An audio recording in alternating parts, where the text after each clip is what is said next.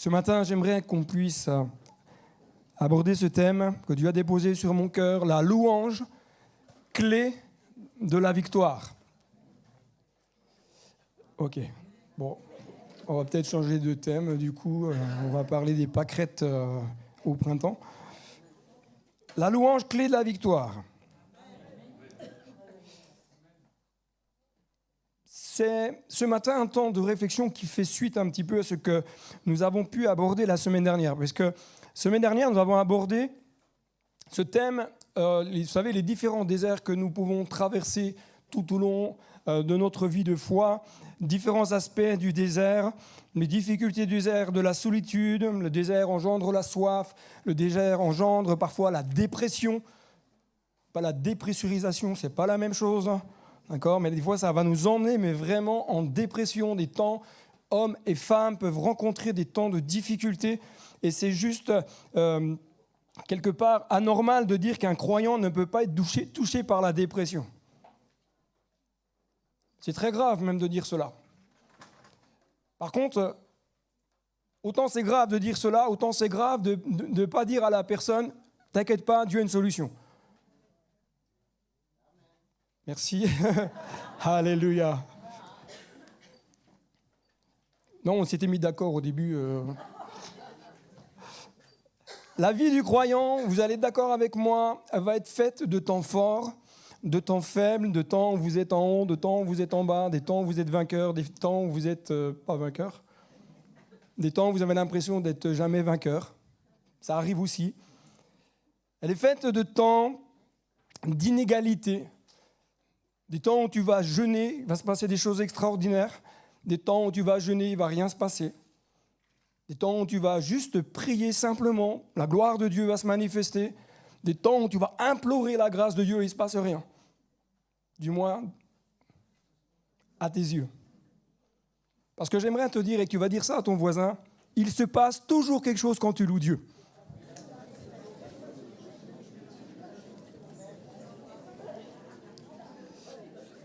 Et si vous êtes normalement constitué comme moi, vous allez vous rendre compte que votre louange, souvent, est en adéquation avec ce que vous vivez à l'instant T. Quand tu ne vas pas bien, ta louange, voilà. Quand tu vas bien, ta louange vocale et ta louange physique, elle est tout autre. Quand tu ne vas pas bien, la louange physique, c'est... Moi, je vous dis que quand on est sur l'estrade, quand on fait la louange, on voit tout ce qui se passe sur le panorama. Et je bénis Dieu parce que Dieu nous permet de voir plein de choses, pour compris. Mais parfois, ta louange, quand tu vas bien, tu commences à... D'accord ? Bon, il y en a, c'est intérieur. Des fois, je fais un peu comme ça. Moi, je ne suis pas très expressif. Moi, je ne sais pas danser, de toute façon, donc comme ça. Mais ce matin, j'aimerais vous encourager à vivre une louange qui va déclencher dans votre vie la victoire de Jésus de Nazareth. Amen. Pas une louange, je loue ton nom éternel. C'est vraiment que ça sorte de tes entrailles. Il faut vraiment qu'on se décoince un peu. Nous, francophones, moi, français, parce que francophone, ça ne veut rien dire. Nous, Français, il faut qu'on se décoince un peu. Mais parfois, on a aussi une culture spirituelle qui fait qu'on a un peu de mal parfois. Nous étions hier à un mariage, le mariage de Stéphane et de Ninon, qui vous saluent bien d'ailleurs, hein. Vous comprendrez qu'ils ne sont pas là ce matin. Et nous avons mangé à côté de sa tante, qui est chrétienne. Elle disait, mais nous... Je dis, ouais. Mais nous, quand on loue Dieu, je sentais qu'elle était dans les starting blocks. Hein, on n'avait pas beaucoup de place où on était au restaurant. Et je me dis, ouais, s'il y avait vraiment un espace, je crois que la sœur du début du repas, à la fin du repas, elle nous aurait entraînés à danser pour la joie de Jésus. Personnellement, moi, je suis convaincu que que le diable va essayer de nous bloquer, que le diable va essayer de faire taire notre louange. D'accord ? Mais moi, je suis convaincu que des victoires se gagnent dans la louange. Quand tu loues Dieu, tu es en train de déclarer ce que Dieu a fait et ce qu'il va faire. Alors souvent, on est dans une louange du passé. Seigneur, je te loue de ce que tu as fait il y a 200 ans. Et ta louange, c'est aussi déclarer ce que Dieu va faire maintenant et ce que Dieu va faire demain. Je te loue, Jésus. La louange apporte des délivrances. Quand vous vivez des moments d'oppression, de lutte intérieure, moi, je vous encourage à louer Dieu. Je ne dis pas que c'est facile. Si ça serait facile, ça aurait été écrit. C'est pour cela que Jésus va dire, ce sont les violents qui s'emparent du royaume de Dieu. Pour que la gloire de Dieu descende, tu dois te faire violence. Tu dois aller chercher ta guérison et ta délivrance. Et parfois, tu es obligé. Oh, c'est dur. Tu n'as pas envie, tu as juste envie de rester sous ta couette. Mais tu dois te faire violence, te dire, là, je dois aller chercher. La tradition religieuse nous amène toujours à dire, demain, dans 5 minutes. Oui, mais c'est pas... Non, va chercher. Ce sont les violents. Ce n'est pas les coups de poing, c'est de la violence spirituelle. Ça coûte, le réveil coûte. Si tu veux vivre le réveil, tu veux une bonne nouvelle, qui veut vivre le réveil ? Je ne pense pas que vous allez dire amen après, mais bon. Ça va te coûter quelque chose. Ça va te demander un effort. Si tu n'es pas prêt à faire cet effort, tu ne peux pas vivre une dimension du ciel dans ta vie. Et il y a des jours, c'est facile à faire, et il y a des jours, c'est pas facile à faire. Mais la louange, elle va faire tomber les chaînes qui te tiennent prisonnier, qui t'empêchent d'avancer. Quand tu as des pensées sombres, loue Dieu. Ne mets pas énergie 12, loue. Mets de la louange, quelque chose, pas qui, tu sais, c'est... Comme dirait un ministère que je connais en anglais, soaking. Ok, c'est bien, il dit c'est bien, tu te mets sur le canapé, tu mets de la louange instrumentale en soaking, il est là. Ah Seigneur, je te bénis. Non, des fois, la louange, si tu veux que les pensées sombres puissent fuir, tu passes en mode seeking. Je vais chercher et je vais louer Dieu et je vais être dans mon appartement sans trop réveiller les voisins. Seigneur, je te bénis, je te loue, ta gloire est là. Je déclare ta victoire, je déclare ton triomphe, je déclare ta grandeur. Ça va t'amener dans un changement de vie. Ok, il y a toute ma partie de droite là qui dit amen, la gauche, je ne sais pas si vous dormez déjà. Satan n'aime pas nous voir louer. Et je crois qu'il va essayer de différentes façons de venir nous empêcher de louer. Le regard de l'autre. Tu sais, tu es à ta place, t'oses pas trop. Parce que celui qui est à côté de toi, il est comme ça. Tu dis, oh, si je bouge, qu'est-ce qu'il va penser de moi ? Mais qu'est-ce que Dieu pense ? Qu'est-ce que Dieu pense ? Ce n'est pas ma tradition qui est importante, c'est ce que Dieu pense. N'empêche pas le regard de l'autre de venir freiner ta louange pour Dieu. Il va engendrer des pensées culpabilisantes. Ah, tu ne peux pas louer, regarde ce que tu as fait cette semaine. Il va faire. Comment tu peux louer ? Tu as vu la manière dont tu as parlé à la mamie qui est encore là-bas ce matin. C'est toujours la même. Et là, tu rentres dans la maison de Dieu, tu sens que tu as des pensées qui te culpabilisent, qui arrivent. Et d'un seul coup, tu n'arrives plus à louer. Alors que c'est le contraire qui devrait se passer. Je te loue, Seigneur. Oh, Satan, tu te tais maintenant. J'ordonne et je te muselle. Il va empêcher ta louange en te montant sur ton identité. Tu es sûr que tu es sauvé ? Tu es sûr que tu es vraiment enfant de Dieu ? Ah, mais regarde, tu as pris un élan, puis regarde maintenant où tu en es. Tu es vraiment sûr que tu as une place dans le royaume de Dieu? Tu es vraiment sûr que tu es digne d'être là au milieu des très très saints? Ton voisin dire, est-ce que toi tu es très très saint? Pour savoir si tu es...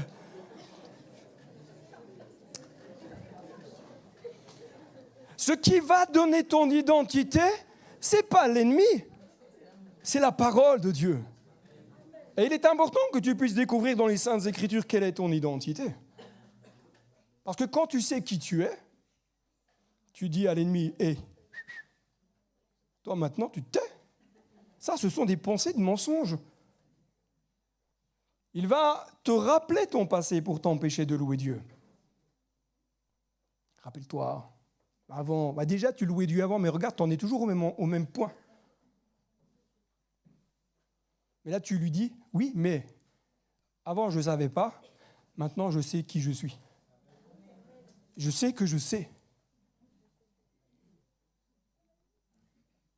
Et un des derniers points qui est très pernicieux pour faire taire ta louange, c'est qu'il va te faire croire à des mensonges. Et dans la stratégie spirituelle, c'est même très fin, c'est qu'il va arriver à te faire croire à des choses en te faisant croire que c'est toi qui penses comme ça. Au bout du compte, tu penses que c'est toi, alors qu'il insuffle toutes sortes de pensées et de raisonnements. Pour cela que Paul parle du renouvellement de l'intelligence, pour bien comprendre ce qui vient du cœur de Dieu, ce qui ne vient pas du cœur de Dieu, et de bien comprendre le sens des Écritures. Et pourquoi Paul va dire d'amener toutes nos pensées captives à l'obéissance de Christ? C'est que nos pensées sont souvent en contradiction avec les Écritures. Je ne dis pas tout le temps, heureusement. Mais bien souvent, elles sont en contradiction. Il y a une opposition en nous. Et l'ennemi s'engouffre dans ces choses-là. Le psalmiste va dire ceci au chef des chœurs, au chef de chœur, du serviteur de l'Éternel de David. Il adressa les paroles de ce chant à l'Éternel après qu'il l'eut délivré de tous ses ennemis et de Saül. Il dit, « Je t'aime, Éternel, ma force, Éternel, mon rocher, ma forteresse, mon libérateur, mon Dieu, mon rocher où je trouve un abri, mon bouclier, la force qui me sauve pour mon rempart. Loué soit l'Éternel. Je crie à lui et je suis délivré de mes ennemis. Les liens de la mort m'avaient enserré et les torrents dévastateurs m'avaient épouvanté. Les liens du séjour des morts m'avaient entouré. Les pièges de la mort m'avaient surpris dans ma détresse. J'ai fait appel à l'Éternel. J'ai crié à mon Dieu de son palais. Il a entendu ma voix. Mon cri est parvenu à ses oreilles. Dans ce psaume, David va dire « Je t'aime, Éternel ». Est-ce que vous allez dire ce matin « Je t'aime, Éternel ». Allez-y voir ou que je vois si je... La louange, ce n'est pas un apitoiement sur soi, c'est ni énumérer les 250 000 sujets de prière qu'on a. La célébration, c'est dire à Dieu, je t'aime. À Jésus, je t'aime. Au Saint-Esprit, je t'aime. Et je suis là pour bénir ton nom et te rendre toute la gloire, l'honneur et l'adoration. Ok, d'accord. C'est une déclaration, la louange n'est pas pour nous. La louange, c'est dire à Dieu tout notre amour. La louange, c'est lui dire toute notre reconnaissance, toute notre gratitude. La louange, c'est tu mets ton cœur à nu devant Dieu, mais vraiment. Quand est-ce que... Je suis en train de me dire, je le dis pas, mais je vais quand même le dire. Quand est-ce la dernière fois que tu as dit à Dieu, « Papa, je t'aime » ? Amen. Je dis bien « Papa, je t'aime », pas « Oh Dieu, je t'aime ». Qui arrive à dire « Papa, je t'aime ». Si tu n'y arrives pas, t'inquiète pas, tout à l'heure tu vas pouvoir le faire. Mon âme te loue parce que je t'aime. Mon âme te loue parce que tu es tellement précieux pour moi. Change de paradigme. Arrête de regarder tes problèmes et commence à louer Dieu. Tu remarqueras que le diable, qu'est-ce qu'il fait? Il t'amène à mettre focus sur tes problèmes, sur ta difficulté, sur ta souffrance. Je ne minimise pas toutes ces choses-là. Comprenez-moi bien. Et je sais que c'est parfois compliqué de vraiment louer Dieu quand tout va de travers, quand on est en souffrance, quand on est en galère.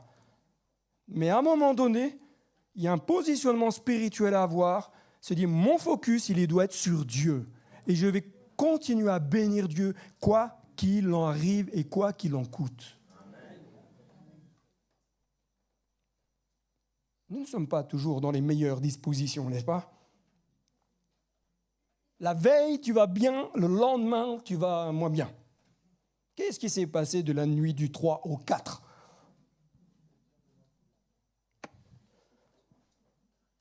Écoute bien ceci. La louange nous repositionne. La louange, pas les choses de ce monde. Les musiques de ce monde ne nous repositionnent pas spirituellement. Si tu te nourris des choses de ce monde, ne te plains pas que ça ne va pas bien. Parce que le monde ne peut pas te repositionner pour Dieu spirituellement. Si tu veux vivre un repositionnement spirituel, commence à écouter des choses qui vont faire du bien à ton âme. Je ne dis pas que toutes les musiques du monde sont mauvaises. Comprenez-moi bien, ne me faites pas dire ce que je ne dis pas. Ne dites pas qu'il y a la musique du monde et la musique chrétienne, c'est faux. C'est Dieu qui a créé la musique. Mais nous en faisons ce que nous voulons. Et le diable utilise cela pour sa propre gloire. C'est pour cela que je ne peux pas dire « je vais bien aller en écoutant des choses de ce monde », même si elles ne sont pas mauvaises. Mais quand je me positionne pour Dieu, je dis « Seigneur, je préfère écouter la louange comme ce matin, où je vais me réjouir, et pas entendre des chanteurs qui disent « ah là là, c'est la misère, on m'a volé mon lapin quand j'étais petit, vous comprenez, c'est compliqué ».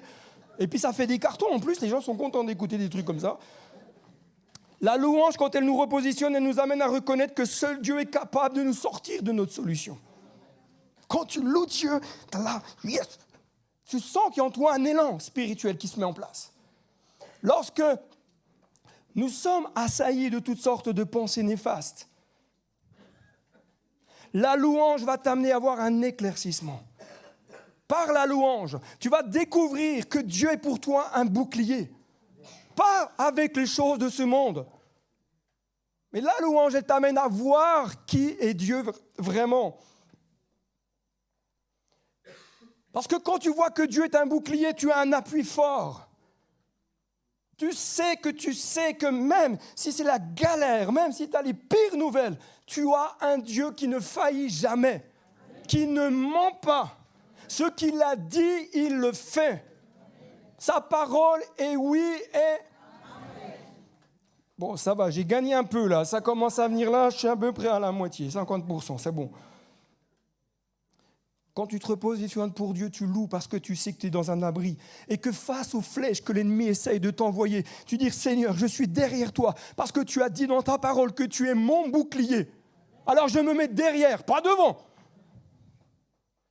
Je me place derrière Dieu. Je dis, Seigneur, tu es ma protection. Puis là, tu tournes, tu fais à l'ennemi, né. Mon papa, il est là. Mon Dieu est positionné devant, pas derrière. Quoique la Bible dit qu'il est devant et derrière en même temps. La louange va t'amener à découvrir en Dieu cette force qui sauve de ta misère, qui sauve de ta souffrance. La louange t'amène à découvrir en Dieu un rempart, une protection. Le psalmiste va dire, loué soit l'Éternel. Tu sais, un peu en mode, loué soit l'Éternel. Et je suis délivré de mes ennemis. Non, David, il avait en face de lui des armées, le roi Saül. Il dit, loué soit l'Éternel, je suis délivré de mes ennemis. Mais nous, loué soit l'Éternel. Éventuellement, les ennemis vont peut-être partir. Loue Dieu au sein du danger. Loue Dieu, proclame avec foi quoi? Le triomphe de Jésus. Combat à partir du triomphe de Jésus. Ne combats pas à partir de tes raisonnements. Positionne-toi au triomphe de Christ. Dis Seigneur, je te loue. Oh, je loue Dieu. Et mes ennemis s'enfuient. Nous, on n'est pas en face des ennemis militaires, etc. Dans d'autres pays ici, mais nous, en France, pour l'instant, on a cette grâce. Mais dans tous les pays du monde, on a le même ennemi, il est spirituel. Et là, tu déclares, je te loue, Éternel. Les démons s'enfuient.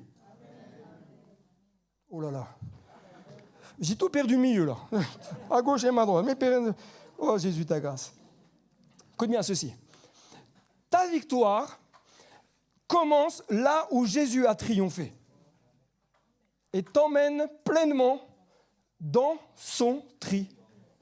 Ok, on va leur refaire. Non, mais je comprends. Il y a beaucoup de textes et tout. Et en plus, c'est écrit en gras et tout. Ta victoire commence là où quoi? Et t'emmène où?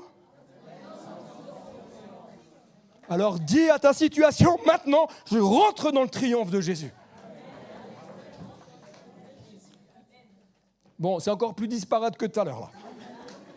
Le psaume que nous avons lu ensemble nous parle des liens de la mort. Écoutez bien là, parce que là, spirituellement, ça va donner. Là, ça va envoyer du lourd. Je ne sais pas si tu vas être prêt à entendre tout ça, mais on va y aller quand même. Il nous parle des liens de la mort. D'accord? Dans l'hébreu, ce sont des cordages. Ce sont des portions, des douleurs, des souffrances, des pièges, des filets. Et il y a un texte qui nous parle du filet de l'oiseleur. L'ennemi envoie des filets sur ta vie pour te bloquer. Les liens de la mort. C'est très spirituel, hein? Ce n'est pas les liens de la mort, on pense nous tout de suite à la mort physique, etc. Là, on parle de liens spirituels. Les liens de la mort, ce qui vient te piéger, comme le filet de l'oiseleur. La mort nous parle de ce qui vient nous atteindre, où? Dans notre âme et dans notre corps. Parce que si tu es né de nouveau, tu ne peux pas te piéger dans ton esprit puisqu'il y a le Saint-Esprit. Si tu n'as pas le Saint-Esprit, tu es en danger. C'est pour cela qu'il est important que tu donnes ta vie à Jésus. Mais vraiment. Ensuite, il nous parle de la mort. Dans le grec, dans l'hébreu, c'est mavet. Il nous parle de maladie, d'infection. Choses qui vont venir nous infecter, qui vont nous empêcher d'être libres. Et toutes ces choses-là, les liens de la mort, c'est bizarre parce que c'est quand j'ai levé la jambe, ça a fait coulouc. Des fois, il y a des trucs bizarres qui se passent comme ça. Vous avez vu le timing?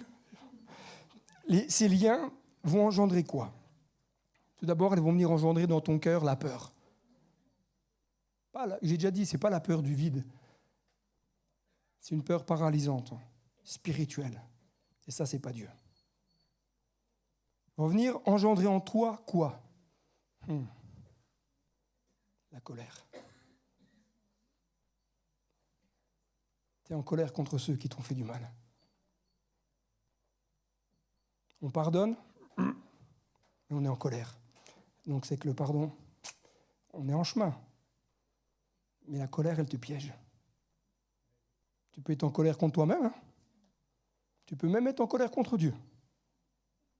Mais la colère va te piéger. Il faut que tu te débarrasses de ça. Le non-pardon.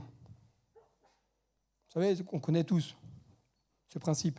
Je pardonne, mais j'oublie pas. Le pardon, ce n'est pas oublier. Le pardon, c'est se défaire de l'offense. Comme j'ai dit, hein, vous passez devant une maison qui a un gros chien, vous mettez la main, vous vous faites croquer, vous avez une main en moins, mais vous pardonnez le chien, la pauvre bête. Mais comme vous, dans votre compréhension, pardonnez, c'est oublier, le lendemain, vous repassez devant la grille, vous donnez l'autre main. C'est quand même ballot, quoi. Ben, spirituellement, c'est exactement la même chose. Si tu ne pardonnes pas, tu es lié. Tu donnes des accès spirituels à l'ennemi. Que tu le veuilles pas, que tu y crois ou que tu n'y crois pas. Un jour, je priais pour quelqu'un, ça n'a rien à voir avec le pardon. Je prie pour quelqu'un. Des fois, ça m'arrive de temps en temps comme ça de prier pour des gens. Je prie pour quelqu'un et le Saint-Esprit me met dans mon cœur de lui poser la question, est-ce que dans sa famille, il n'y a pas eu des choses un peu bizarres qui se sont passées, qui ont été pratiquées? Vous savez, moi, intérieurement, je suis toujours un peu en dualité à ce moment-là. Je me dis, oh là là, c'est quoi ça? C'est moi qui pense, est-ce qu'il faut que je le dise, est-ce qu'il faut que je ne le dise pas, comment je vais aborder le sujet si j'en parle? Je suis là vers la personne et je lui dis, écoute, mon frère, ma soeur, comme ça vous ne savez pas si c'est un frère ou une soeur, est-ce que dans ta famille, il y a eu des choses spirituelles, de fêtes, etc. Et la personne me dit, oh, je ne sais pas. Ah ben, moi, je crois que dans ma famille, un jour, il y a eu des gens qui ont fait des barreilles brûlures, des machins, des trucs. J'y ai toi. Ah non, mais moi, on me l'a fait, mais j'y croyais pas trop, quoi. J'ai dit, mais mon frère, ma soeur, comme ça, vous savez toujours pas. Hein. La porte est ouverte, spirituellement. Si tu ne la brises pas, c'est ouvert. Le non-pardon, c'est exactement la même chose. Si tu ne pardonnes pas vraiment, si tu ne brises pas ce qui te lie à la personne qui t'a offensé, la clé est dans les mains de l'ennemi. Les liens générationnels, de génération en génération, 3-4 générations, la malédiction. Je vais peut-être vous...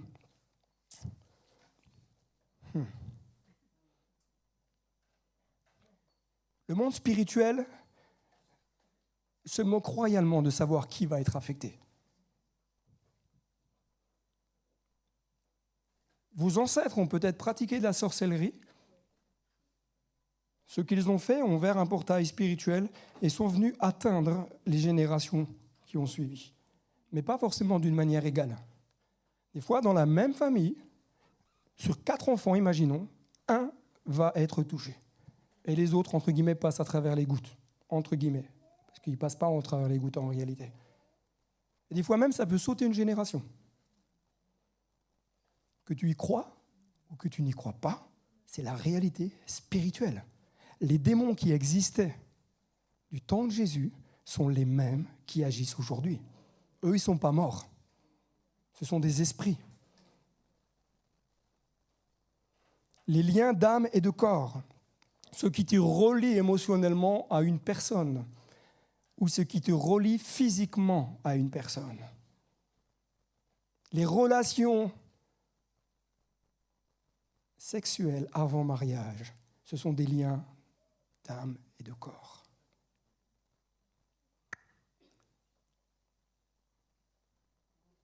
Pourquoi Paul va dire, quand tu vas avec la prostituée, tu es un? Imaginez la charge spirituelle à ce moment-là. Les paroles de malédiction. Toutes les paroles qu'on peut prononcer sur les autres ou sur soi-même sont des choses que l'ennemi va utiliser. Le psalmiste va parler des torrents de la destruction. Le mot destruction dans l'hébreu, écoutez-moi bien, pour ça que c'est très intéressant, des fois de voir différentes versions bibliques pour bien comprendre le sens des textes. Il nous parle de méchanceté, de perversité, de destruction et de ruine. Pourquoi vous avez des personnes, leur vie, elle est totalement détruite? Vous avez l'impression que tout s'acharne sur leur vie. Parlez-leur de l'amour de Jésus. L'amour de Jésus libère. Les liens du sépulcre, séjour des morts. Écoutez bien, dans l'hébreu, c'est lieu sans louange. Séjour des morts, ce n'est pas la mort physique, c'est le séjour des morts. C'est un lieu où il n'y a plus rien. Pas de louange. Dans cette éternité sans Dieu, il n'y a plus de louange. Le diable ne sera pas assis sur son trône en train de régner. Non, non. Il sera jeté dans les temps ardents de feu. Il n'y aura plus de louange, souffrance. Les filets de la mort sont des pièges, des embûches des leurres, des appâts. Spirituellement, le diable et ses démons ont des stratégies très, très, très éprouvées avec le temps. Ils n'inventent rien. Ils se servent de lois spirituelles que Dieu a établies et ils les détournent pour appâter les hommes et les femmes sur cette terre pour les piéger. Combien il y en a qui disent « Ah, moi j'ai reçu un don de Dieu, je suis magnétiseur ».